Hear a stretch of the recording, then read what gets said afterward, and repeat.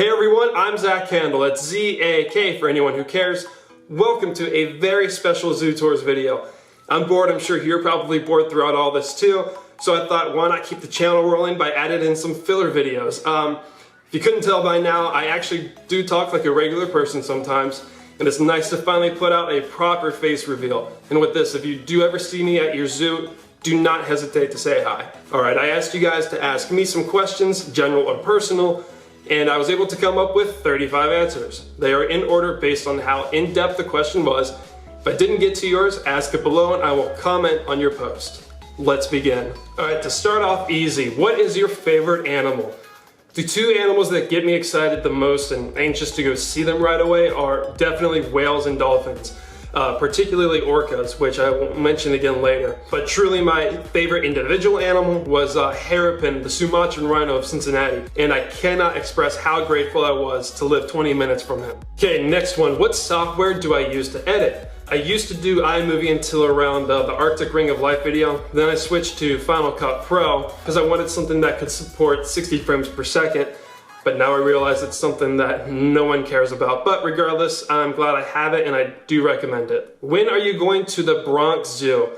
Though I wasn't really planning on going last year, I did do a budget and planned out exactly what I would be doing and how much it would be. And I gotta say, I wasn't a fan of the big numbers. So don't be surprised if it takes me at least 3 years to make it there.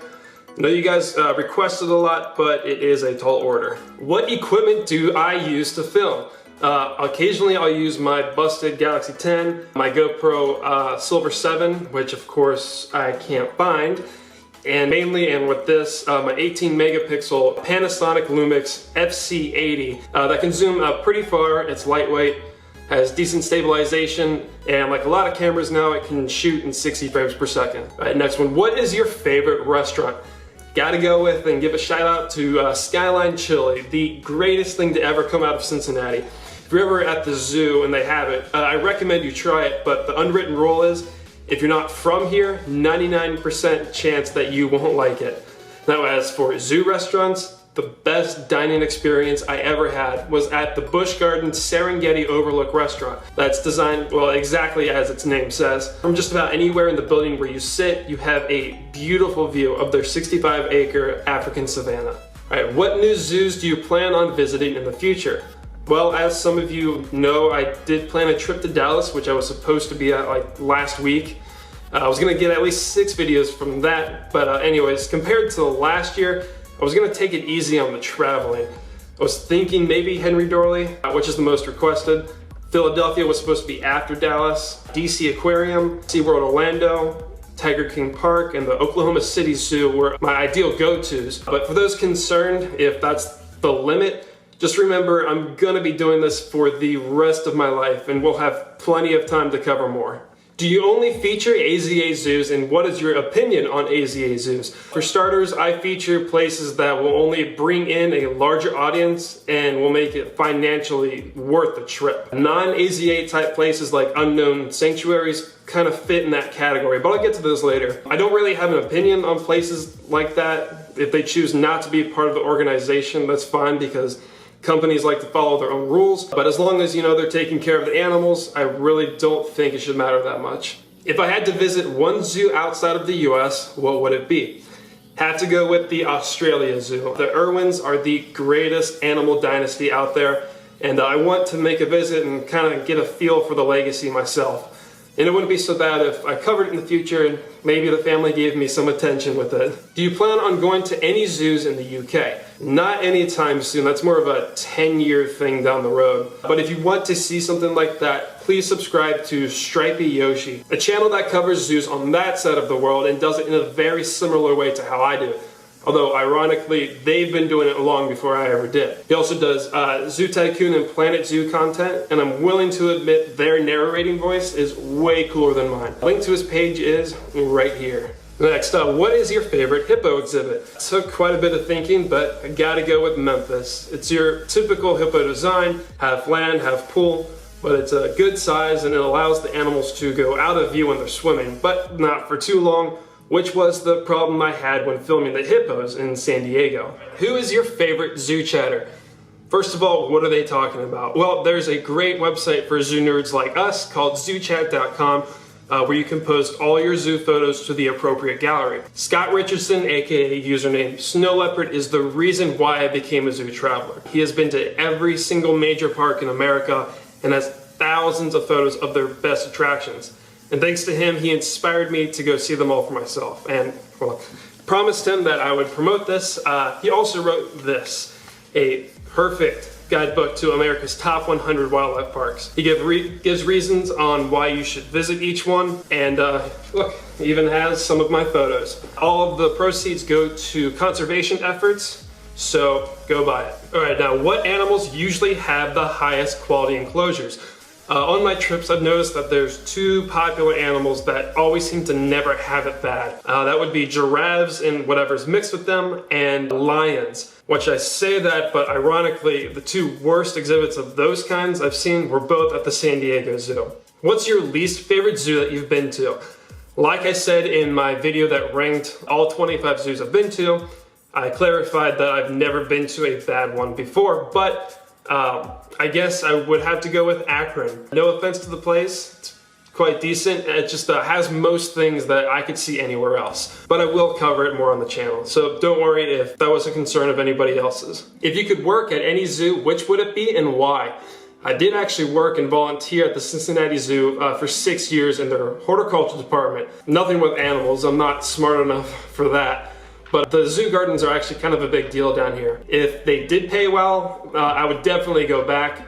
Now, if I was hired to do what I was doing on YouTube, definitely San Diego, because everything is obviously so beautiful. I didn't even have to put in any thought into the cinematography when I was filming there. All right, next, what is one or more zoos that you want to visit but have been out of reach? Technically, I could say anything beyond an 8-hour drive, though I can't afford to, but do anyway. I started flying to places last year. I did promise that I would show you guys Omaha, which I apologize, but for whatever reason, my whole trip to San Diego cost less than what it would have been for one plane ticket to Omaha.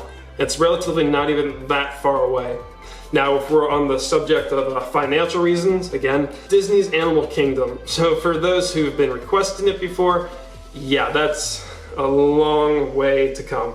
Unless you guys are able to help me fund it, of course, by going to my store below. Next one is, will you ever cover more of the Cincinnati Zoo or Columbus's North America? Yes to both. Collectively, I have more footage of Cincinnati than any other zoo, but it's all scattered, and I can't complete a whole video with it, which now I realize was stupid to do. As for North America, first of all, I plan on covering every square inch of the Columbus Zoo.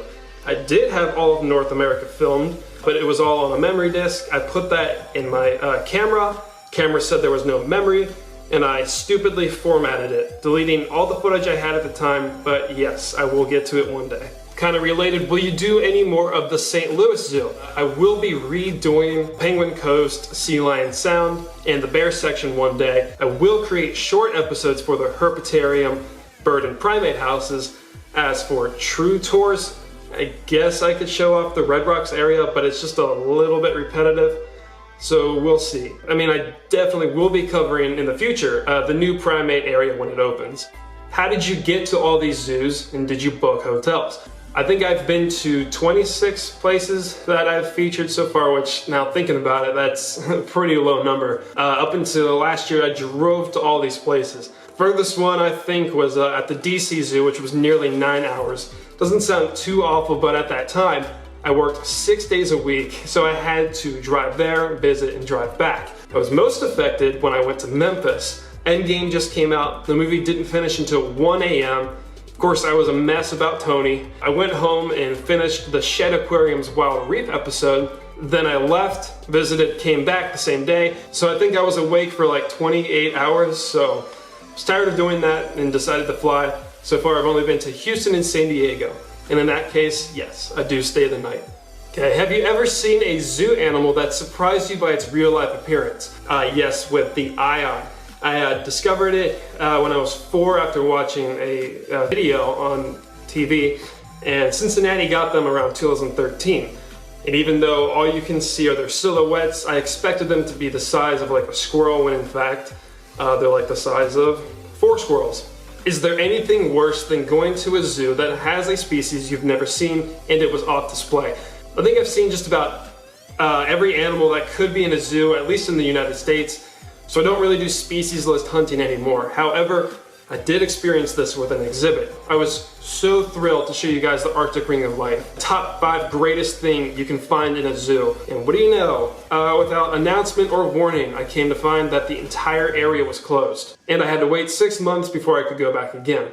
But to answer the next question, what are species you've never seen but want to? The latest animal I was excited to really see was the Tasmanian devil at the San Diego Zoo in 2015. But since everybody seems to have those now, I have to go with the platypus. Would you rather visit a zoo with a lot of species but bad exhibits, or zoos with few species and good exhibits? From experience, I've only been to zoos with mostly average exhibits, so I'll just base the question off of that. The one place that comes to mind for the latter is the Wilds in Ohio. I know I've talked about it quite a few times. If you don't know what it is, it's a beautiful 9,000 acre preservation facility that gives their animals acres upon acres to roam. And there's only around 25 animals that you'll see in the entire tour. So I can't really answer that question in full, but yes, I can say I'd rather go to the wilds than several other zoos that have more animals. Do you think cetaceans belong in zoos? Yes, absolutely. I see most animals as equals, and I see no reason to make an exception, and I would consider myself a hypocrite if I thought otherwise. If zoos do reopen and the virus is still a thing, would you still visit?